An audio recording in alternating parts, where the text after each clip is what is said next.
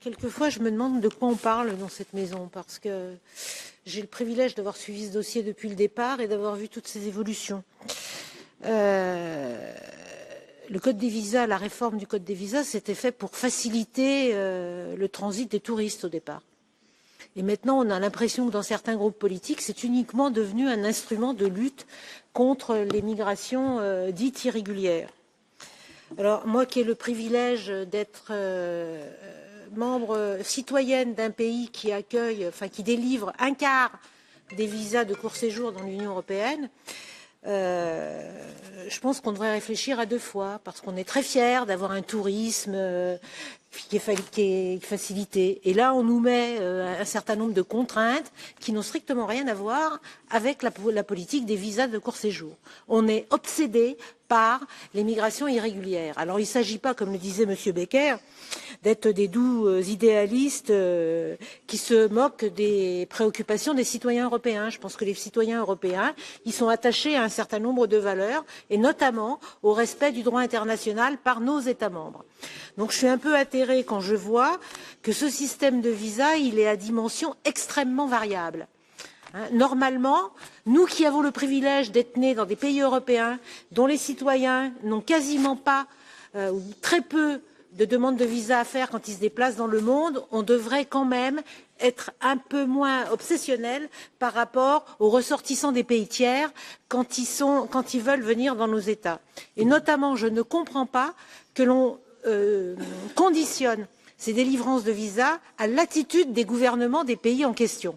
Pour moi, il y a quelque chose qui ne va pas et on marche sur la tête. On va donner on a libéralisé les visas avec des pays comme les Émirats arabes unis. Je ne ferai pas de commentaires au regard de l'actualité, mais néanmoins, je me dis quand même qu'on devrait être un peu moins obsessionnel sur un certain nombre de questions. Et moi, comme d'autres, je suis contre la conditionnalité avec les accords de réadmission parce que ça n'a strictement rien à voir.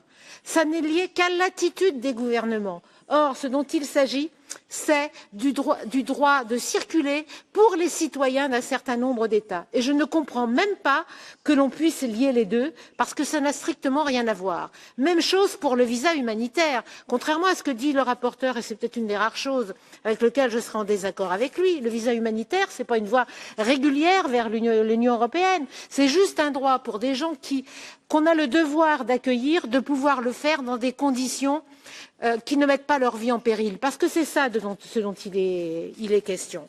Donc on mélange tout et n'importe quoi.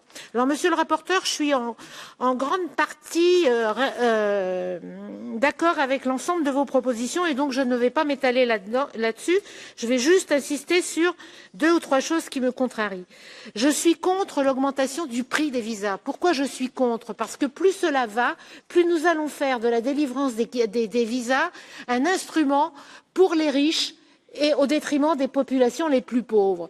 D'autant plus que l'on fait payer, que les consulats auront la possibilité de faire payer leur politique d'externalisation à des entreprises privées, ce qui me paraît le sommet de l'indignité et ce qui amène à ce que dans les pays d'Afrique subsaharienne, là où les gens sont les plus pauvres, il y a des prix records pour les visas venant vers l'Union européenne.